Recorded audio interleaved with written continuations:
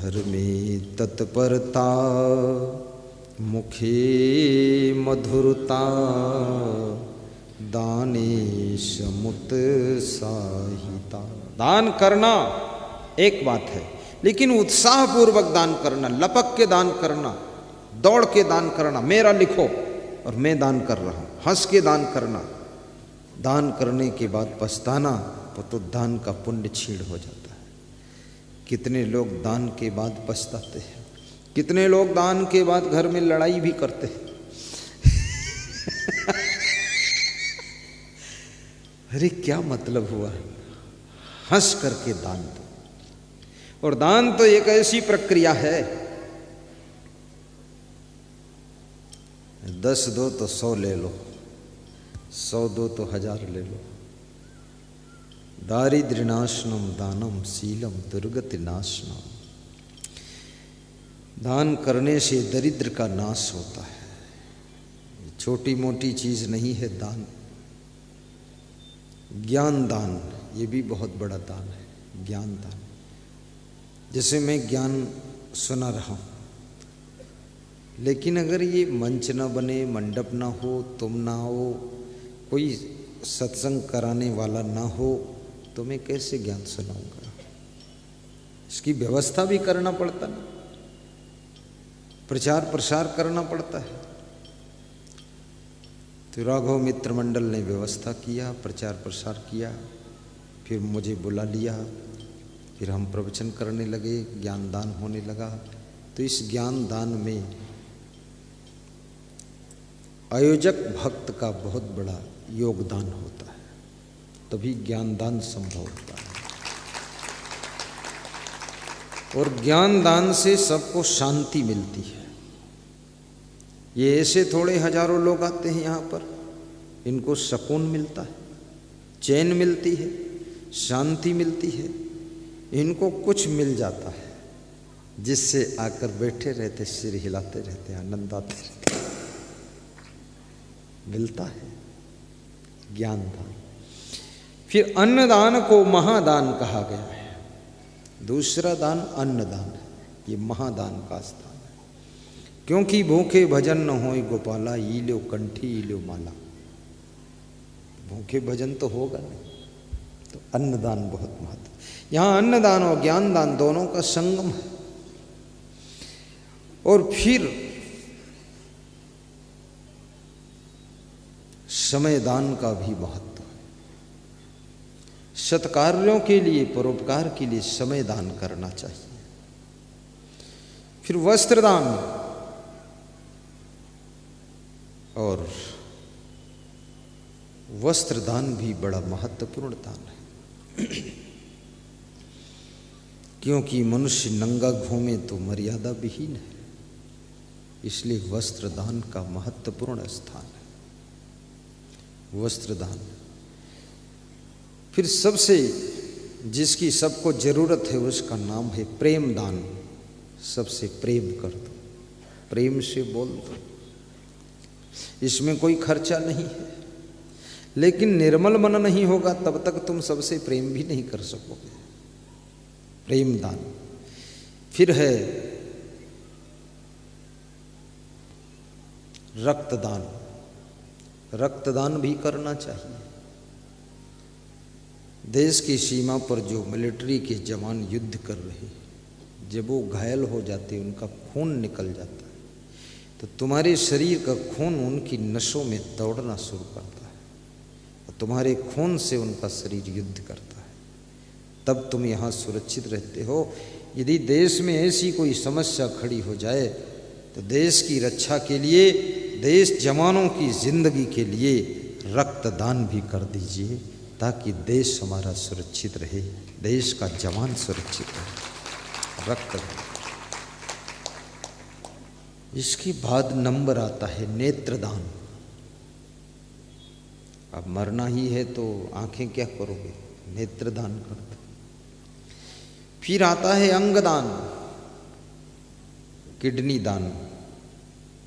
2 kidney है आपके पास, 2 फेफड़े हैं, सब डबल डबल सिस्टम है। अंगदान। फिर है धन दान। ये भी बड़ा महत्वपूर्ण दान है। धन दान का बड़ा अर्थ होता है। धन दान कोई छोटा मोटा दान नहीं। कोई आश्रम बन रहा है, मंदिर बन रहा है, उसके लिए धन दान करना। और मंदिर में जो धन दान आता है उसको स्वार्थ में खर्च नहीं करना चाहिए। वहाँ का जो महंत है, वहाँ जो पुजारी है, उसको मंदिर और आश्रम और मठ के धन को अपना व्यक्तिगत धन नहीं मानना चाहिए। वो हमारे बाप का धन नहीं है, वो सबका कल्याण करने के लिए धन है। इसलिए मंदिर में जो दान आता है उससे मंदिर में खीर पूड़ी का भंडारा भी होना चाहिए।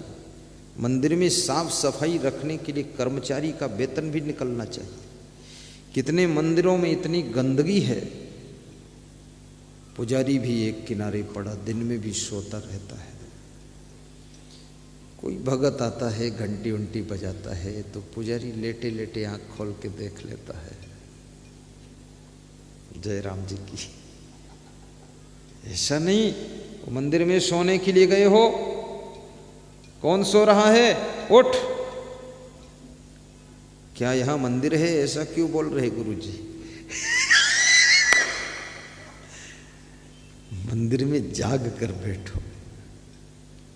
और मंदिर में भी जाओ तो पशुपतिनाथ मंदिर में एक भक्त मेरे साथ गया, ध्रुव सिंह केसी उसका नाम था, काठमांडू की बात। तो उसने 5 के नोट की नई गड्डी निकाली और जितने भिखमंगे बैठे थे सबको एक एक नोट दे दिया। तो मैंने कहा, ध्रुव केसी, तुम सबको एक एक नोट दे रहे हो, आज दे रहे हो कि रोज देते हो कि मेरे देखने के लिए देते हो? तो उसने कहा कि मैं जब आता हूँ तब देता हूँ। तो हमने कहा, ऐसे किससे देते हो तुम, इतना पैसे कैसे आते? आज के 25-30 वर्ष पहले की बात, उस समय 5 का नोट भी बहुत माना जाता था। तो उसने कहा, मेरी 3 बेटियां अमेरिका में हैं, तीनों सर्विस में हैं, और तीनों मुझे 3-3 लाख महीना देती हैं दान करने के लिए। कोई बेटा नहीं है, बेटी ही है। और मुझे जहाँ कोई मिल जाता, समझ में आता यहाँ दे देना चाहिए, दे देता हूँ। तो मैंने कहा, बहुत अच्छे आदमी आप हैं। तो धन दान ये भी बहुत महत्वपूर्ण है।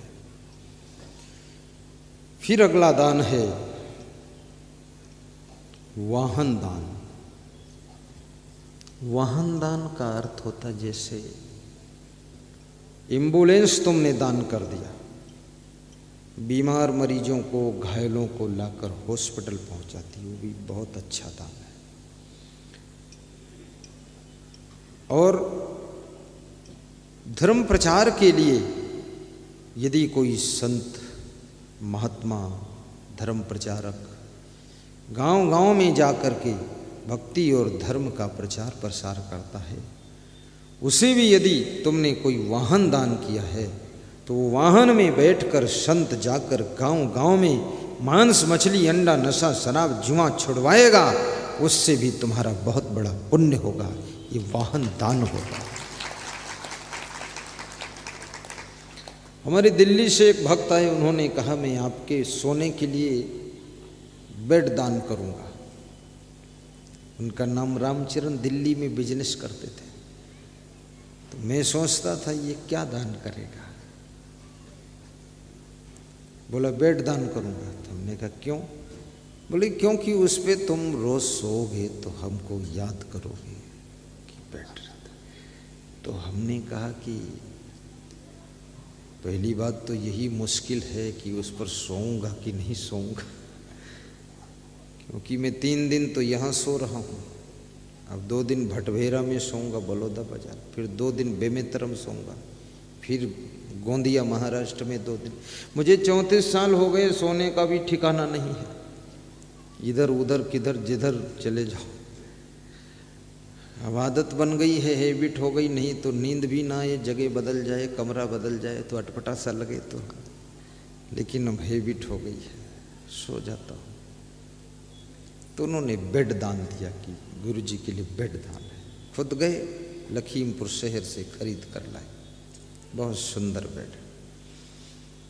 मैं उस पर 10 मिनट लेटा, फिर वो 3 महीने से रखा है, लेटने के टाइम ही नहीं, इधर लेट रहा हूं।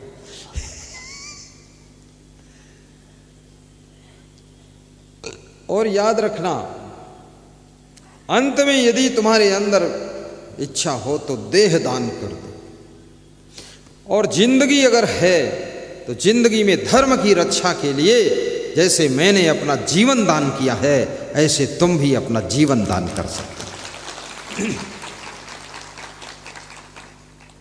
पूरा जीवन लगा दिया। अब ये जीवन घर के लिए नहीं है, अपनी जन्मभूमि के लिए नहीं है, ये जीवन पूरे संसार के लिए हो गया है। अब सबके लिए जीना है, सबके कल्याण के प्रवचन सुनाना है, सबको अच्छी राह बताना है, घर घर का कलह कलेश मिटाना, ये जीवन दान है। और किसी ने बहुत बड़ी गलती किया हो, बहुत बड़ा अपराध किया हो, यदि तुम राष्ट्रपति हो तो उसको प्राण दान दे सकते हो, प्राण दान। जाइए, क्षमा कर देता। कभी कभी घर में कोई गलती करे तो उसको क्षमा दान कर दीजिए, माफ कर दीजिए। क्षमा दान, दाने समुत्साहित, लेकिन ये सब उत्साह पूर्वक हो, खुशी होनी चाहिए, मन में प्रसन्नता होनी चाहिए। आचारे सुचिता गुणे रसिकता शास्त्रे सुविज्ञात्रता। जिसका आचरण शुद्ध है, ये भगवान का गुण है। यदि आपके आचरण शुद्ध है, चरित्रवान हैं आप, तो भगवत शक्ति आपके अंदर है। गुणे रसिकता, यदि अच्छे अच्छे गुणों को सीखने में रुचि है आपको, ये भगवत गुण है। शास्त्र सुविज्ञात्रता, शास्त्रों का ज्ञान है, शास्त्रों की जानकारी है।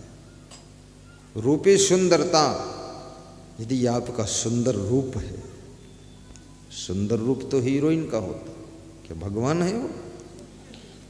नहीं, शरीर के रूप की बात यहां पर नहीं की जा रही है। यहां पर तुम्हारे मन वाणी कर्म का रूप, मन का रूप, कर्म का रूप, वाणी का रूप यदि सुंदर है तो समझ लो तुम भगवान के रूप हो। रूपे सुंदरता, शिवे भजनता, और इष्ट देव का जो भजन करता है, गुरुदेव की भक्ति करता है, तो ही मस्त वही राघवा। हे राघव, ये सब लक्षण आप में हैं, इसीलिए आप राम भगवान हो। और ये लक्षण जिसमें मिल जाएं तो उसके अंदर भी राम